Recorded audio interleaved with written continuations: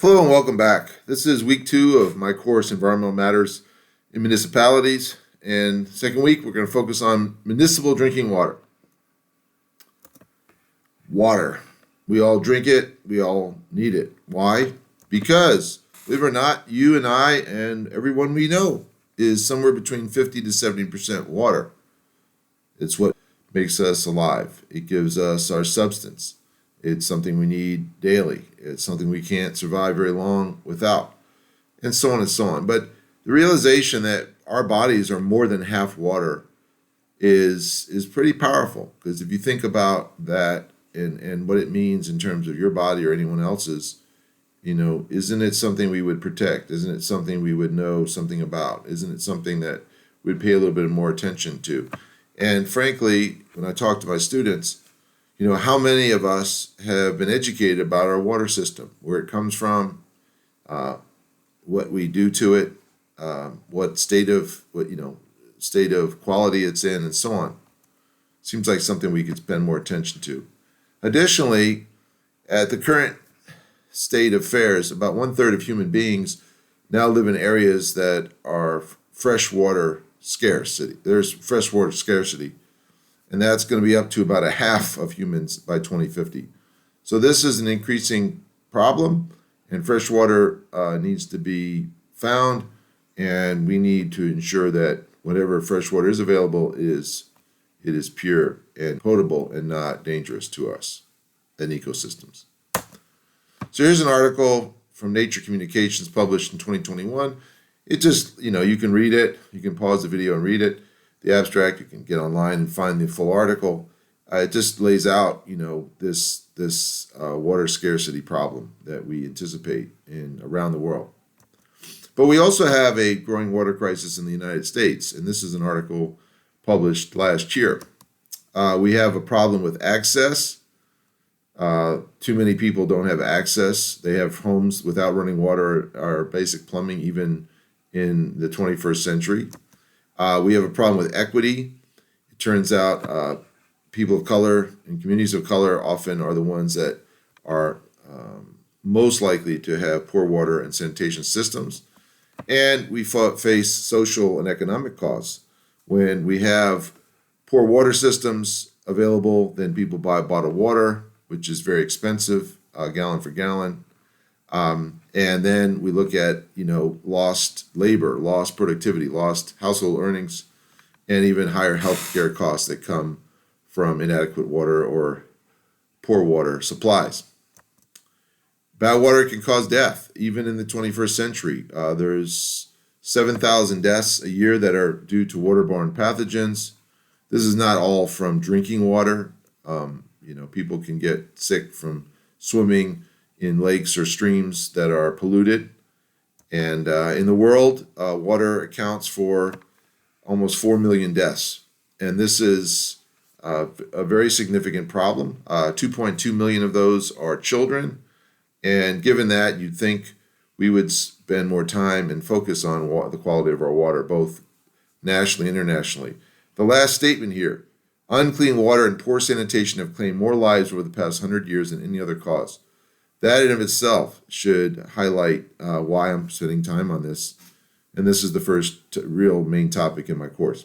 Where might we get our water from? Think about that. Do you know where your water comes from? Most of the people I speak to do not, even though there's a lot of attention, I would say, relatively speaking, in our community. There are 3 main places people get water from. They get it from surface lakes or rivers or reservoirs. The city of Chicago, for instance. Underground water comes from aquifers, where large bodies of water can be found underground. And then especially places that are near oceans or estuaries might access water in those zones. But that is a very expensive proposition, because you have to desalinate it, take the salt out, and that in and of itself usually is prohibitive in terms of the cost required, and therefore alternative sources are usually preferred. When we think about our water, we might wonder, why should we be concerned? Isn't water safe? Isn't it just pure water, H2O? Well, this just gives you a diagram of the things that we find now in our water systems, in our water planetarily. Humans have been very active in the last century or so with agricultural products, industrialization, gasoline, animal waste is proliferated, especially through CAFOs and such. We have more drugs, prescription drugs, which of course are beneficial, but if misused and overused or improperly disposed of, can get into our water systems. And if it's there, it's hard to get out. And so we should really think about it. Back to my point, 70% of our body is water. So what we put into our environment will get in our water system. So we should be much more thoughtful about that from the point of entry. And that would motivate us to maybe be a little bit more responsible with what we leak or put or emit into the atmosphere and water systems and soils. So there are many things that we do to make our drinking water safe, particularly given all the contaminants that we might find in any water system that is naturally found. These are the different steps. Essentially we either put additives in to force the compounds out. We just want water for the most part. So therefore, anything else we want to flocculate, which kind of makes it congeal and allows us to sieve it out or filter it out. We might want, if it's heavier than water, we might want it to fall out, and then we can clean it. Filtration, I've already mentioned, and then we might disinfect it ultimately to get rid of things like pathogens that are smaller and very, very difficult to remove through filters. Here's the thing. In our water system, our national laws make drinking water this very high quality, which is what it should be. But it turns out only about 1% of the water that we actually and make drinkable is actually drunk. 99% of that water is used for other tasks like cleaning, cooking, watering plants, crops, filling swimming pools. And so, it's important that our water is clean, but there might be in the long term better options for clarifying what water is drunk or cooked with compared to water that might be used for other purposes. And that's a topic for a future discussion. Our EPA does regulate contaminants. There are, about 100 or so different types of compounds that are measured and regulated. That leaves as noted, about 86,000 that are not. So that should give us pause for what we put in the environment. But, those that are measured and regulated are ones that we put a lot of emphasis on and ones that we want to avoid. And they're things that we filter for or inspect to ensure that our water is clear of them and has low enough concentrations that they don't do harm to us. Here's a typical municipal water treatment plant that has the various additions and activities that I've noted. You've got your water source, say from a reservoir. You pump that in, you take out, if there are cans or whatever else you might find in our water source, garbage that may have fallen in there, the larger things. Then we add some coagulants. This helps some of the compounds stick together that we don't want. Then we flocculate them, stirring them and allowing them to grow, and then they fall out, which is good. And that sludge can be disposed of, and then the clear water we pull through, and we still put it through some various filters to make it even better, and even get out some of the smaller, finer particles. And then we have some really good clear well water, which probably could be drunk, but just to be sure that it's safe, we disinfect it with maybe chlorine, which is very commonly used, and we might use some other methods, UV light or ozone as well. And then you can see that we send the purified water to various distribution sites, and then the wastewater is disposed of and hopefully improved on and then entered back into the environment much cleaner than it was when we took it in. In Galesburg, which is the focus of my course, the water supply is as such. We have an aquifer under the Mississippi River near a town called Aquaca. It's been there since the 1950s. The underground pipeline was actually built. It's about 32 miles long from Oquawka to Galesburg. And there are about 5 wells that are dug. And those wells go down about 100 feet each near Oquawka. So that water is pumped up from underground, and then it is treated on site in that water plant, and then it is pumped to Galesburg.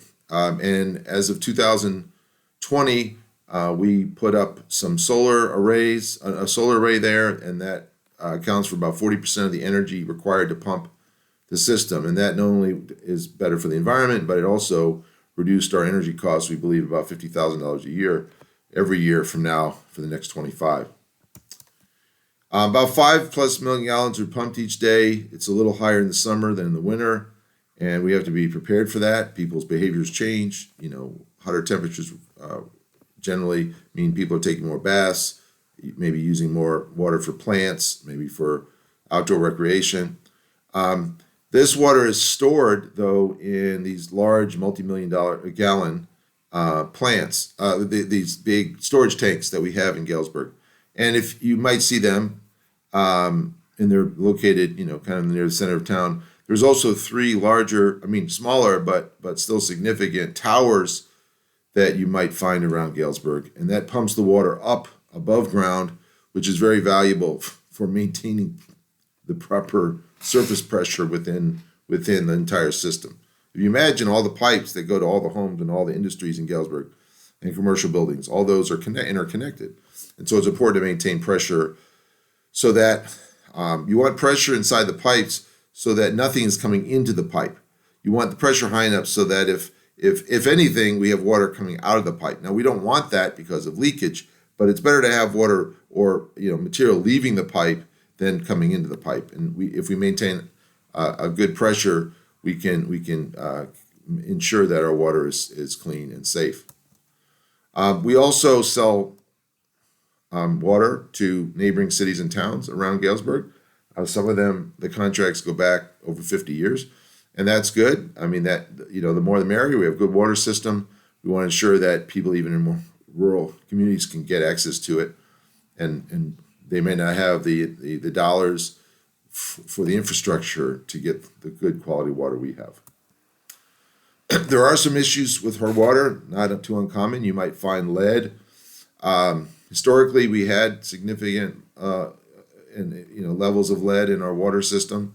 It turns out that was identified, and thankfully, we were able to get some federal dollars, literally pumped, a part of the pun, to us. And over about a 6-year period, we removed all the lead pipes that went into the homes. And we believe that is a significant, going to reduce our lead levels in our drinking water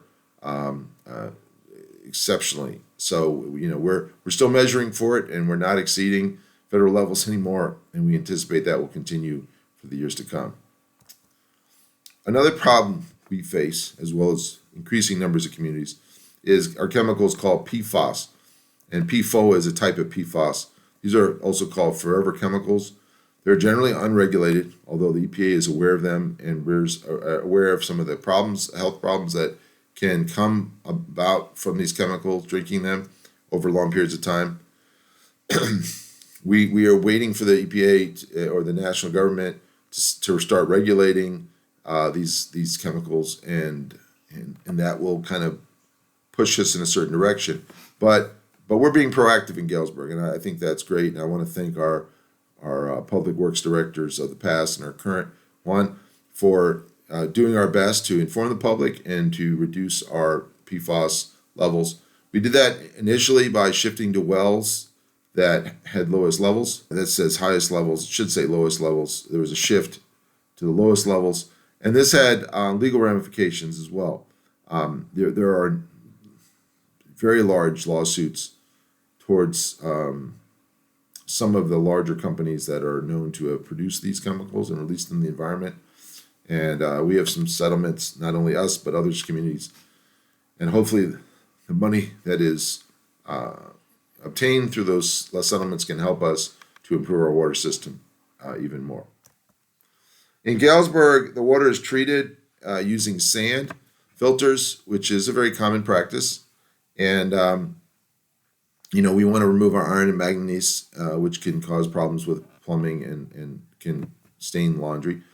There are more sophisticated filters and processes like a reverse osmosis that would get rid of even the PFAS, but those systems are prohibitively expensive. We anticipate at this point, we've estimated that to completely, redo our current water treatment plant and into a reverse osmosis system, just building it would cost somewhere between 40 to $60 million, and then the operational costs would be higher as well. So that is a choice that some more fluent communities have the ability to do. We're doing the best we can with what we've got and trying to make sense of the situation. And for years, we've had this system in 70 years and it's done a really good job of filtering out many of our contaminants. Chlorination is used as a disinfectant, which is very common in the United States. We also have some fluoridation. We regulate our fluoridation levels so that it's for dental health. This has been a common practice in the United States and around the world for many, many decades. And we keep it at what we think is optimal level. And we're dedicated to that in the future. There's also a phosphate inhibitor that is used. This was very important and still is, to reduce the amounts of lead and copper that may leach into the water from household plumbing. And so, you put in a phosphate inhibitor which coats the pipes and keeps the lead or copper of the pipes out from the water. And this typically is a problem if you in a house that has either lead or copper pipes, and in overnight or over some days when water is not flowing, it stagnates. And if it stagnates too long, then some of that lead and copper may get into the water. The phosphate inhibitor helps to prevent that. It also is important, from the standpoint of ensuring that whether you don't have to let your water run, say, for 5 minutes in the morning to get all the stagnant water away. This inhibitor alleviates that inconvenience to a great extent. The city of Galesburg, like cities around the country, are required to do a water quality report. This is the 2022 version. It was sent in the water bills every year, and it's on the website. The next slide will show some of the details of the specific regulated contaminants and what their levels were and whether we were in violation or not. As you note, all of these were not in violation the year that we tested. And we have to do this every year. And we're testing the water, actually, many of these contaminants on a daily basis to ensure that, there are proper levels and that our water is safe. Another thing to note, though, in the state of Illinois, given that a lot of these municipally owned water systems are old and expensive to operate, there's a lot of pressure to kind of sell them off. And privatization is becoming very popular. According to this site, since 2013, about the last 10 years, there's been 59 municipalities that shifted, and that's something we need to keep track of. I think Galesburg has a wonderful water plant and water system, water stewards and employees, and we're proud to be able to offer that. And it also keeps the bills lower because the profit is not a primary objective, of course, of a city. So we keep our water budgets separate from the overall budget. For other things, it's kind of an autonomous fund, and it's supposed to maintain itself and be self-sufficient over time. That's difficult because when you need to do repairs, they usually are very expensive. So you have to build that savings in for the times that repairs are necessary. One other last thing, regarding water supply that often gets ignored, particularly in the Midwest, because we have a lot of water available to us here. But as I showed you the early part of the slideshow, there are many communities, an increasing number, up to half of humanity is going to be facing fresh water shortages within 20 years. 25 years. So, it's a question of, is the water that we have sustainable? How many years will the current supply last given current levels of withdrawal? How good is this estimate? It doesn't account for regional climate change, because climate change can affect water tables and water access and rainfall and so on.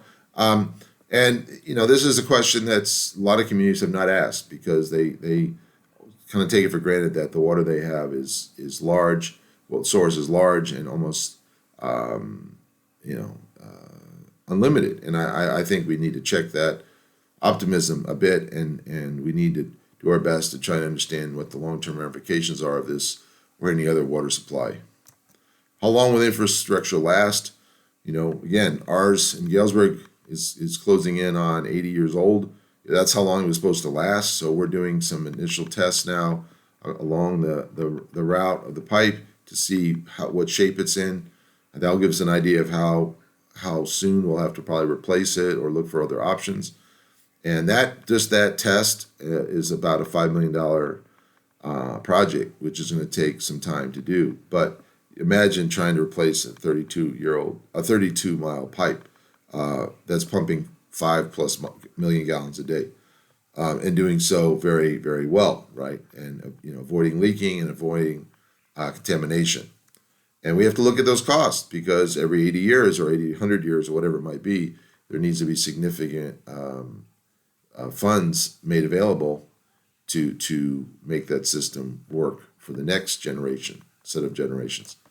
And then, is there a backup plan? This is something that was covered in our field trip. We went out to the plant with my students, and if there's some problem with our water system, we actually have some wells that are drilled very deep down below Galesburg. In a pinch, we could access that water and use it for some period of time. It doesn't have the same volume, we believe, as that which we're using, but in an emergency situation, we wouldn't go completely dry, and that's important. And a lot of communities need to think about that, because various things happen: explosions, terrorist attacks, earthquakes, all of these various things, floods can disrupt our water system, and we need to be ready for and anticipate emergency situation. Because if without water, we don't have very much, as I've already noted many times in this video. Conservation, therefore, is very important, and municipalities are using very many tools to do that. Here's just a list of ones. I won't go through all of these, but you should take a look at them. I think first and foremost, we need to recognize that our sources are finite. We need to have perhaps ordinances that reduce or make it inconvenient to use excessive amounts of water. That you can do that through fee structures and such. There's low-flow toilets and low-flow shower heads that are easily put into homes or into schools and hospitals, and those things can be very helpful over the long term. If you imagine saving 10 gallons a day per household over the course of a year, you can imagine how many gallons would be saved over time, over long periods of time. So that's it for today. We're going to be talking about wastewater treatment next week, and thanks for joining in. All right, bye.